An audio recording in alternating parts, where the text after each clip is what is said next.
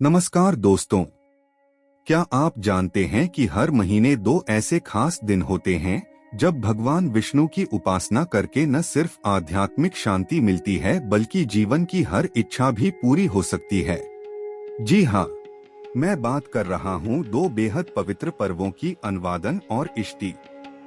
अगर आपने इनके बारे में कभी सुना नहीं है या इन्हें एक ही समझते हैं तो इस वीडियो को अंत तक जरूर देखिए। यह वीडियो आपके जीवन में आध्यात्मिक समझ और सुख शांति का एक नया द्वार खोल सकता है। दोस्तों, आज हम बात करेंगे अनुवादन और इष्टि के बारे में। ये दोनों भगवान विष्णु को समर्पित पर्व हैं जो हर महीने आते हैं। एक आता है अमावस्या को और दूसरा पूर्णिमा को, लेकिन अक्सर लोग इन दोनों को एक ही समझ लेते हैं, जबकि ये दोनों अलग अलग पर्व हैं, अलग अर्थ, अलग विधि और अलग फल के साथ। इस वीडियो में हम समझेंगे इन दोनों पर्वों का शाब्दिक और आध्यात्मिक अर्थ क्या है, इनकी पूजा विधि कैसे की जाती है, किस दिन कौन सा पर्व आता है, क्या लाभ मिलते हैं और कौन कौन सी पौराणिक कथाएं और अनुभव इनसे जुड़ी हैं। अगर आप भी चाहते हैं जीवन में शांति, सुख, स्वास्थ्य और मनोकामना की पूर्ति, तो इस वीडियो को जरूर पूरा देखें। अनुवादन क्या है? अनुवादन शब्द संस्कृत से आया है। अन्न यानी जोड़ना और आदन यानी अग्नि डालना। इसका मतलब है यज्ञ में अग्नि को सतत जलाए रखना, उसे तेज देना। अनुवादन हर महीने अमावस्या के दिन मनाया जाता है। इस दिन व्रत रखा जाता है, दिन भर बिना अन्न के रहते हैं और शाम को एक सादा सात्विक भोजन करते हैं। लोग यज्ञ करते हैं, अग्निहोत्र करते हैं और भगवान विष्णु का स्मरण करते हैं। मुख्य मंत्र होते हैं नमो भगवते वासुदेवाय और विष्णु सहस्रनाम का पाठ। पूरे दिन मन, वाणी और कर्म से भगवान विष्णु को समर्पण किया जाता है। अग्नि में गाय का घी, चावल, तिल, फूल आदि समर्पित किया जाता है। इससे मन, शरीर और आत्मा तीनों को शुद्धि मिलती है। यह पर्व हमें बताता है कि जैसे अग्नि को निरंतर ईंधन देना होता है, वैसे ही हमें अपने भीतर की भक्ति की अग्नि को भी जीवित रखना होता है। इष्टि क्या है? अब बात करते हैं इष्टि की। इष्टि शब्द इष्ट यानी इच्छा या कामना से बना है। यह पर्व हर महीने पूर्णिमा को मनाया जाता है, यानी जब चांद पूरा होता है। इस दिन लोग भगवान विष्णु से अपनी मनोकामनाओं की पूर्ति के लिए प्रार्थना करते हैं, व्रत रखते हैं और यज्ञ या हवन करते हैं, जिसे इष्टि यज्ञ कहते हैं। ये यज्ञ छोटा होता है, सिर्फ कुछ घंटे का, परंतु इसका फल बहुत बड़ा माना गया है। इस दिन सत्यनारायण कथा का आयोजन भी किया जाता है। कथा में भगवान नारायण के चमत्कार, उनके भक्तों की कहानियां और जीवन में आए सुखों का वर्णन होता है। इष्टि का उद्देश्य है सच्चे मन से भगवान विष्णु को पुकारना और अपने जीवन की दिशा सुधारना। इस दिन ओम नमो नारायणाय और विष्णु सहस्रनाम का पाठ बहुत शुभ माना जाता है। कब मनाएं? तिथि और पंचांग जानकारी। हर महीने के चंद्र पंचांग के अनुसार अनुवादन अमावस्या को आता है, जब चांद बिल्कुल नहीं दिखता। इष्टि पूर्णिमा को आता है, जब चांद पूरा होता है।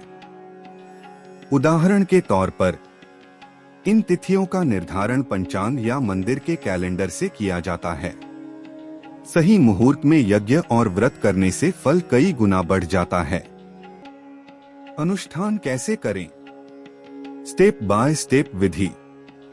सुबह जल्दी उठकर स्नान करें। साफ जगह पर यज्ञ की व्यवस्था करें। सामग्री में रखें लकड़ी, घी, चावल, तिल, कपूर, गंगाजल। ओम नमो भगवते वासुदेवाय मंत्र का जाप करें। अग्नि प्रज्वलित करें और सामग्री अर्पित करें। शाम को सादा भोजन करें, जैसे खिचड़ी, फल या दूध। इष्टि पूजा विधि। पूर्णिमा के दिन उपवास रखें। घर पर या मंदिर में हवन सत्यानारायण कथा करें। कथा सुनते समय ध्यान दें और अंत में आरती करें। प्रसाद बनाएं, सूजी का हलवा, पंचामृत आदि। गरीबों को दान दें, अन्न, वस्त्र, फल या मिठाई। इन त्योहारों के लाभ क्या हैं? मनोकामनाएं पूरी होती हैं। परिवार में सुख शांति आती है। जीवन में सकारात्मक ऊर्जा और मानसिक शांति मिलती है। रोग और दुख दूर होते हैं। आध्यात्मिक विकास होता है।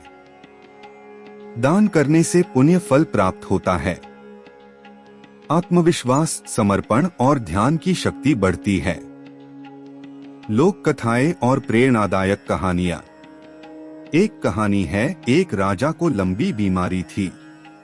उसके गुरु ने उसे अनवादन व्रत करने की सलाह दी। राजा ने यज्ञ किया, उपवास रखा और कुछ ही दिनों में चमत्कारिक रूप से वह ठीक हो गया। एक और कहानी, एक विधवा महिला जिसके बेटे का भविष्य अधर में था। उसने पूर्णिमा पर इष्टि यज्ञ और सत्यानारायण कथा की और बेटे को विदेश में नौकरी मिल गई। इस तरह की सैकड़ों कहानियां हैं जो बताती हैं कि श्रद्धा और सही विधि से पूजा करने पर भगवान विष्णु कभी निराश नहीं करते। अक्सर पूछे जाने वाले सवाल। क्या बिना पंडित के भी पूजा कर सकते हैं? जवाब था, आप साधारण विधि से भी कर सकते हैं। मंत्र इंटरनेट या पुस्तक से ले सकते हैं। सवाल, क्या दोनों व्रत एक ही दिन हो सकते हैं? जवाब, नहीं, ये दो अलग दिन होते हैं, अमावस्या और पूर्णिमा। सवाल, क्या बच्चे या बुजुर्ग व्रत कर सकते हैं? जवाब, हाँ, लेकिन स्वास्थ्य के अनुसार फलाहार या लघु उपवास पर्याप्त है। सवाल, क्या मंदिर में जाना जरूरी है? जवाब, नहीं, घर पर भी पूजा कर सकते हैं। सुझाव और प्रेरणा। अगर आप व्यस्त रहते हैं तो 1 घंटे का हवन और जप भी पर्याप्त है। पूजा से पहले मन शांत करें, मोबाइल बंद रखें। बच्चों को भी शामिल करें, उन्हें संस्कृति सिखाएं। घर पर एक छोटा सत्यानारायण कथा आयोजन करें, मित्रों को बुलाएं। पूजा के बाद दान करें, कोई भी छोटी चीज किसी जरूरतमंद को दें। हर महीने एक बार ऐसा करें, आप खुद देखेंगे जीवन में बदलाव।